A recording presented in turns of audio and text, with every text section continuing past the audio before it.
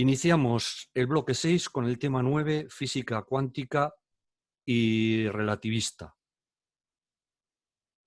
Veremos la hipótesis de Planck, el efecto fotoeléctrico, dualidad onda-corpúsculo con la hipótesis de de Broglie.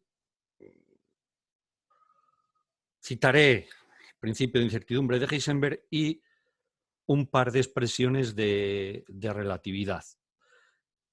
Hipótesis de Planck. Fijaos lo que pone. Planck afirma que la energía emitida por un cuerpo negro no es continua, sino discontinua, formado por cuantos por paquetes de frecuencia determinada, y que la energía de un cuanto viene dada por esta expresión. Es igual a una constante, que es la constante de Planck, que viene aquí, en julios por segundo, que tiene dimensiones de acción, por la frecuencia.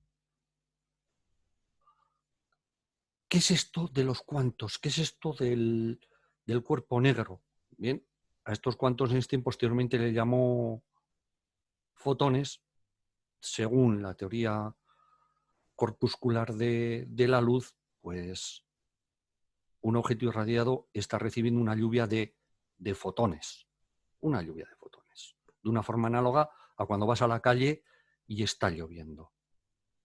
¿Pero qué es esto, esta historia del cuerpo negro? Mirad, tengo además un vídeo que os he buscado, a ver dónde lo tengo, aquí, para que veáis un pseudocuerpo negro que hicieron en cuarto de la ESO hace unos años. Mirad, el cuerpo negro es un cuerpo ideal que puede emitir en cualquier longitud de onda y que puede absorber en cualquier longitud de onda. Ideal. Luego tenemos pseudocuerpos negros que se comportan más o menos como un cuerpo negro. Bueno, pues aquí tenéis, esta es una experiencia, tiene un calado esta experiencia impresionante. Imaginad una bombillita de estas pequeñitas que tenemos en los bancos de óptica. ¿Vale?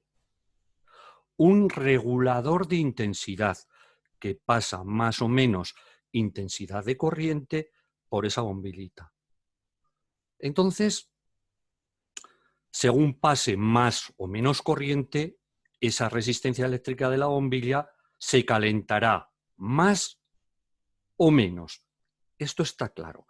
Entonces vamos a ver qué ocurre. Encendemos la bombilla. Baja intensidad cada vez más. Fijaos lo que pasa con los colores. ¿Veis que van apareciendo más colores conforme aumenta la intensidad? Ahora baja la intensidad de corriente, baja la temperatura. ¿Veis cómo desaparecen los colores de mayor frecuencia? Van desapareciendo. ¿Veis? Cada vez van desapareciendo los de mayor frecuencia. Dependiendo, al final solo es rojo. Ahora sube. Al aumentar la temperatura van apareciendo más colores en la emisión. ¿Os dais cuenta? Cuanto más intenso, mayor es la temperatura del filamento, más colores. Y si bajamos la temperatura del filamento con menor intensidad, va emitiendo menos colores. Pues bien, este es el cuerpo negro, este es un pseudocuerpo negro. Entonces hay unas curvas, etcétera, que no vamos a ver porque no tenemos tiempo, pero habéis visto que cuanto más corriente eléctrica pasa por el filamento, más intensa es la luz, aparecen más colores. Entonces estos cuerpos, como puede ser pseudocuerpos negros, el filamento de una bombillita o una estrella, emiten más o menos colores del espectro electromagnético según su temperatura. Esto nos puede servir para determinar, por ejemplo, la temperatura del Sol. Todas las estrellas no emiten los mismos colores en su espectro. Depende de su temperatura y con ello podemos hallar la temperatura de la estrella. Pues bien, todo esto del cuerpo negro no podía ser explicado por la física clásica. Y entonces la explicó Planck con su hipótesis, que la energía de estos cuerpos negros, pseudocuerpos negros, ya os he dicho, una estrella, el filamento de una bombilla, no se emite de forma continua, sino discontinua, en forma de cuantos, de paquetes de determinada frecuencia, lo que llamó Einstein fotones. Ya os he dicho, el objeto irradiado, pues imaginamos que llega una lluvia de partículas que serían fotones. Y la energía de un cuanto, o fotón luego Einstein, es igual a la constante de Planck por la frecuencia de la radiación. ¿De acuerdo? Esta expresión ya la habéis visto cuando explicabais las series espectrales de Balmer, Lyman, Pache, Bracken y Foun en el primer tema de química, luego os resultará familiar. ¿De acuerdo? Vamos a ver lo que es el efecto fotoeléctrico. Fotos, luz, eléctrico, de electrones.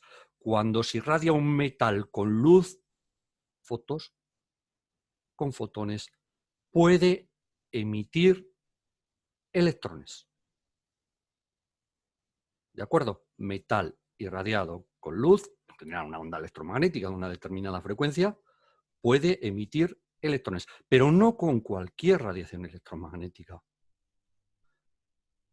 Cada metal tiene una frecuencia determinada a partir de la cual puede emitir electrones.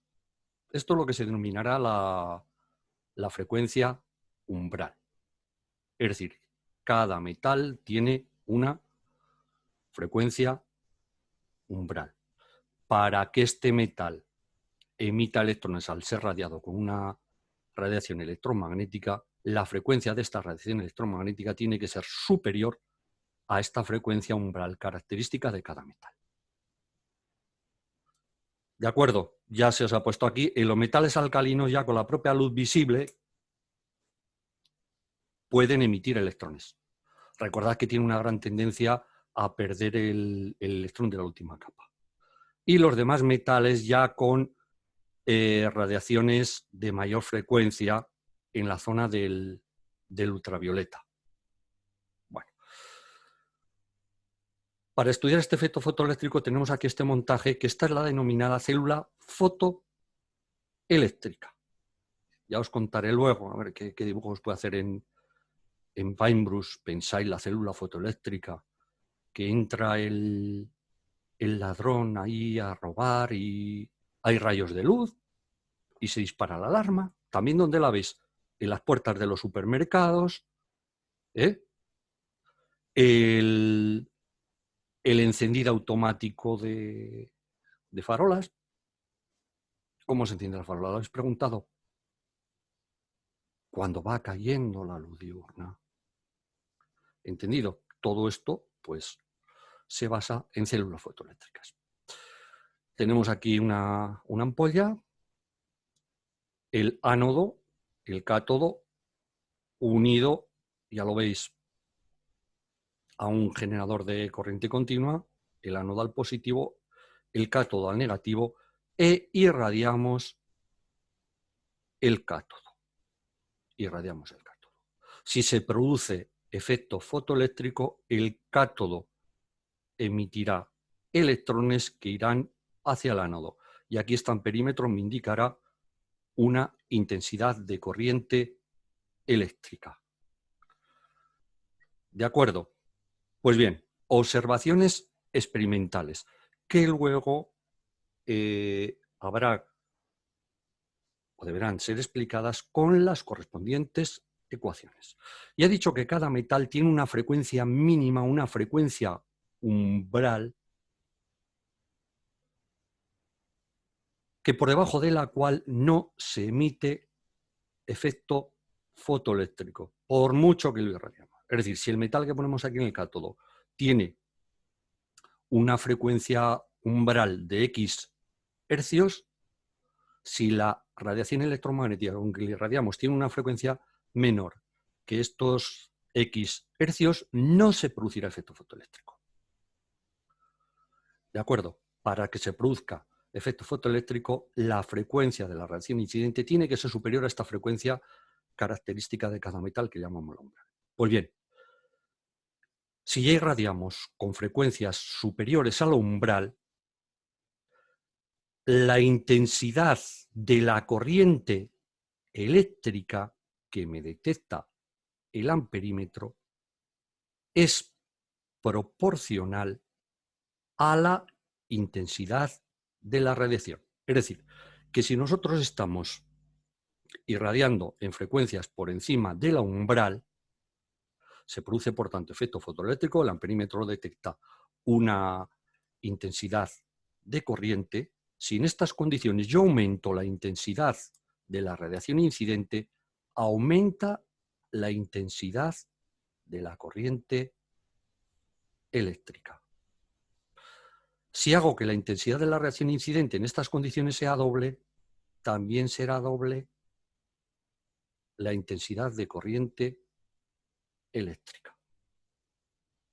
Bien, son observaciones experimentales a las cuales luego habrá que darles explicación. Y por último, cuando se produce efecto fotoeléctrico, los electrones saltan. Tienen una energía cinética. Pues bien, cuando se está produciendo el efecto fotoeléctrico con frecuencias por encima del umbral, en que los electrones saltan con una energía cinética, si aumentamos la frecuencia de la radiación incidente, también aumenta la energía cinética de los electrones emitidos. Pero esta energía cinética no depende de la intensidad de la radiación. Bueno, son observaciones experimentales a las cuales habrá que dar explicación.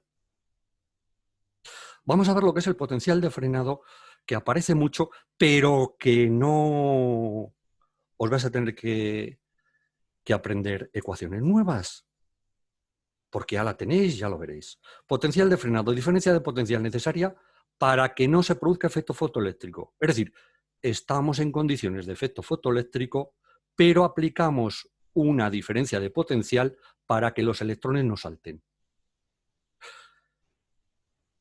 Este potencial de frenado o diferencia de potencial de frenado, ¿para qué nos va a servir? Para hallar la energía cinética.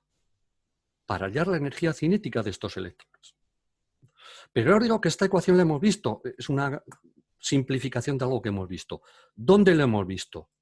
Pues, ¿recordáis aquella secuencia de ecuaciones del campo eléctrico?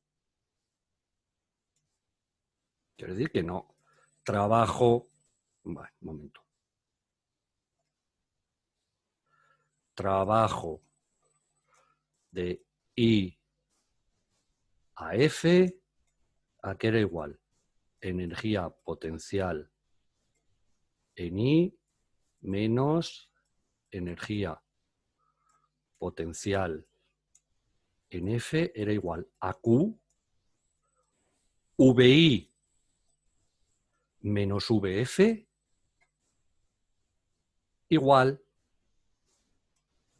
energía cinética final menos energía cinética inicial, pues ya está, es este y este.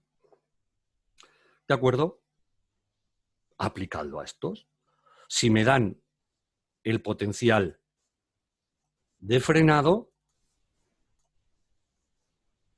la energía cinética final, ¿cómo será? Cero. No os aprendéis ecuaciones nuevas. Aplicad esta.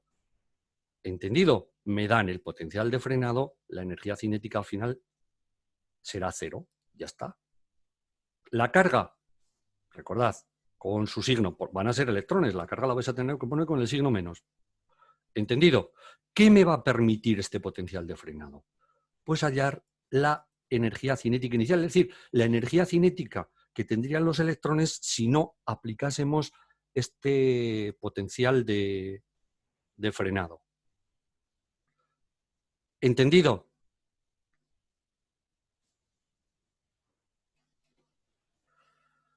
Bueno, las unidades ya las conocéis.